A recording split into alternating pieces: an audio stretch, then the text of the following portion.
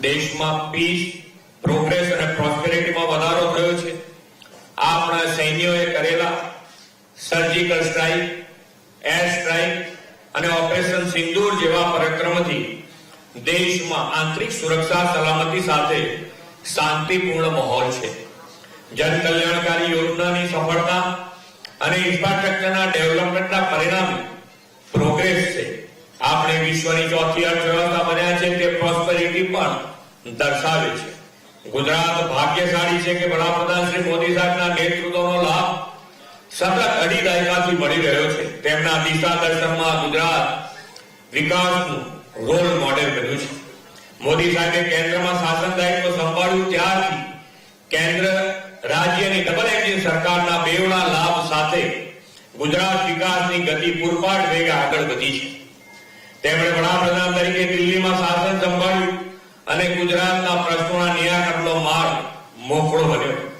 આદરણીય મોદી સાહેબે ગુજરાતને આ 11 વર્ષમાં અગણિત અને અકલ્પનીય વિકાસ કામોની ભેટ, યોજનાઓ માટે નાણાં અને ગરીબ કલ્યાણ માટેના નક્કર આયોજનો આપ્યા છે.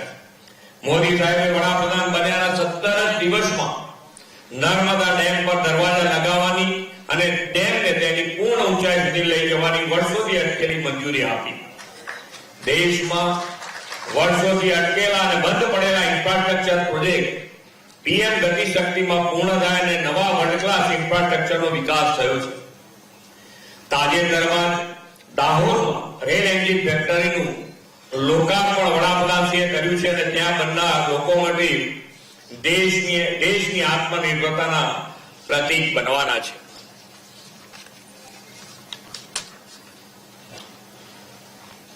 મોદી સરકારમાં ઐતિહાસિક ગતિએ સડક નિર્માણ થયું છે.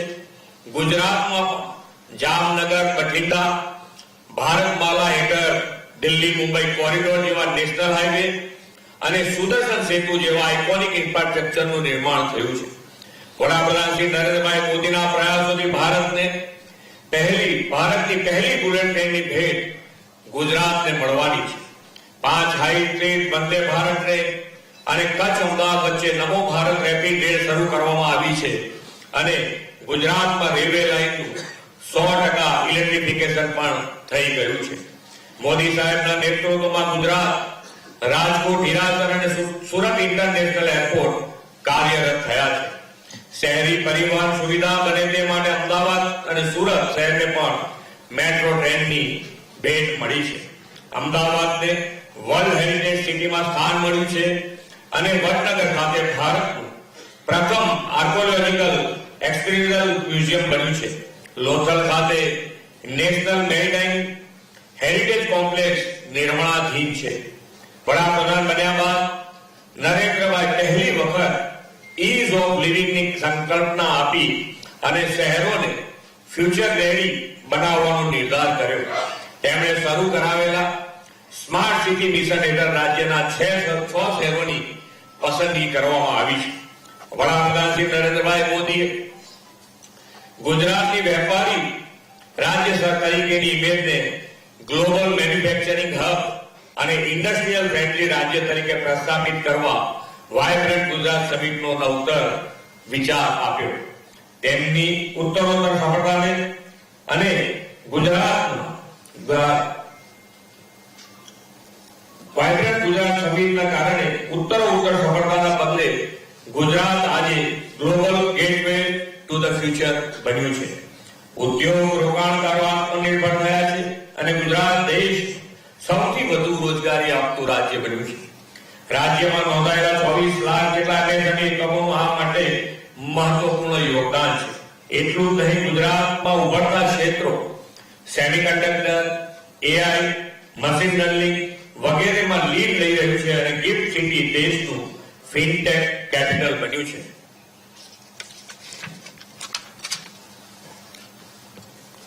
વડોદરા ખાતે ટાટા એરક્રાફ્ટ કોમ્પ્લેક્સનો પ્રારંભ થયો છે અને ગુજરાતમાં સૈન્ય વિમાનોનું ઉત્પાદન શરૂ થયું છે. મોદી સાહેબે ગુજરાતના હોલિસ્ટિક ડેવલપમેન્ટની નેમ સાથે દેશની પ્રથમ રેલવે અને પરિવહન university, Gatishakti university, in space અને વિશ્વના પ્રથમ ગ્લોબલ સેન્ટર ફોર ટ્રેડિશનલ મેડિસિનની ભેટ પણ આપી છે. આદરણીય મોદી સાહેબની વિઝનરી લીડરશિપમાં ગ્લોબલ વોર્મિંગ અને ક્લાઇમેટ ચેન્જના પડકારો સામે રિન્યુએબલ એનર્જી અને ગ્રીન ગ્રોથથી પર્યાવરણ પ્રિય વિકાસને ધ્યેય આપણે પાર પાડ્યો છે. કચ્છના ખાવડામાં એશિયાનો સૌથી મોટો હાઇબ્રિડ રિન્યુએબલ એનર્જી પાર્ક આકાર પામી રહ્યો છે. વડાપ્રધાન શ્રી આપણા રોજિંદા જીવનમાં પણ પર્યાવરણ અનુકૂળ જીવનશૈલી મિશન લાઈફની પ્રેરણા આપી છે. ધરતી માતાનું ગ્રીન કવર વધારવા માટે એક પેડ માં કે નામ શ્રી મોદી સાહેબના આહવાનને 17 કરોડ 50 લાખ વૃક્ષોના વાવેતરથી ગુજરાતે ઝીલી લીધું છે. ભૂગર્ભ જળ ઊંચા લાવવા માટે કેચ ધ રેન અભિયાનમાં પણ ગુજરાતે મહત્વપૂર્ણ યોગદાન આપ્યું છે. 2600 થી વધુ અમૃત સરોવરનું નિર્માણ તેમજ 1,18,000 થી વધુ જળ સંચયના કામો પૂર્ણ કર્યા છે. આદરણીય મોદી સાહેબે ખેડૂત અને ખેતીને વધુ સશક્ત કરવા આપેલા અનેકવિધ કૃષિ આવકના સ્ત્રોતો અને આયોજનોનો લાભ રાજ્યના કિસાનોને મળતો થયો છે. સાથોસાથ બેક ટુ બેઝિકના મંત્ર સાથે પ્રાકૃતિક ખેતીને પણ વેગ આપ્યો છે. આજે ગુજરાતમાં 10 લાખ જેટલા ખેડૂતો પ્રાકૃતિક ખેતી કરતા થયા છે અને એમનામાંથી પ્રેરણા લઈ અને બીજા ખેડૂત પણ આગળ વધી રહ્યા છે. વડાપ્રધાનશ્રી આપેલા સહકારથી સમૃદ્ધિના સૂત્રને સાકાર કરવામાં પણ ગુજરાત અગ્રેસર છે. આજે રાજ્યમાં 1.71 કરોડ સભાસદો ધરાવતી સમગ્રતાએ 89,000 થી વધુ મંડળીઓ કાર્યરત છે. વડાપ્રધાનશ્રીએ મહિલાના સશક્તિકરણ સ્વાવલંબનથી બહેનોને પગભર કરવાની નવી દિશા આપી છે. લખપતિ દીદી જેવી પહેલના પરિણામે બહેનો આજે 1 લાખ તેથી વધુની આવક કૃષિ, પશુપાલન, લઘુ ઉદ્યોગ અને ગૃહ ઉદ્યોગમાંથી મેળવતી થઈ છે.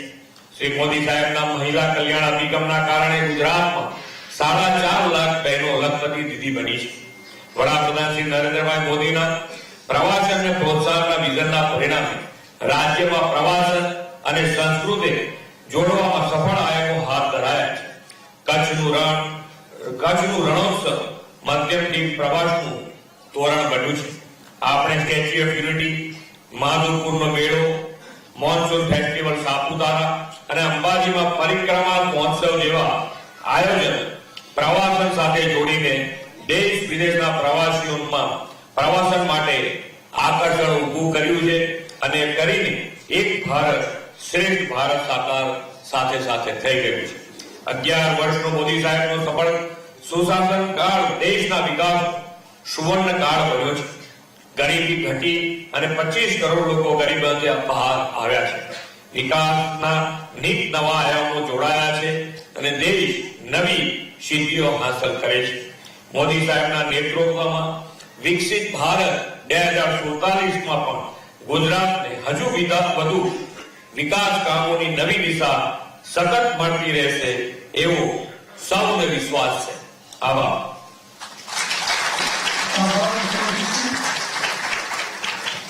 પત્રકાર પરિષદનું સમાપન કરીશું.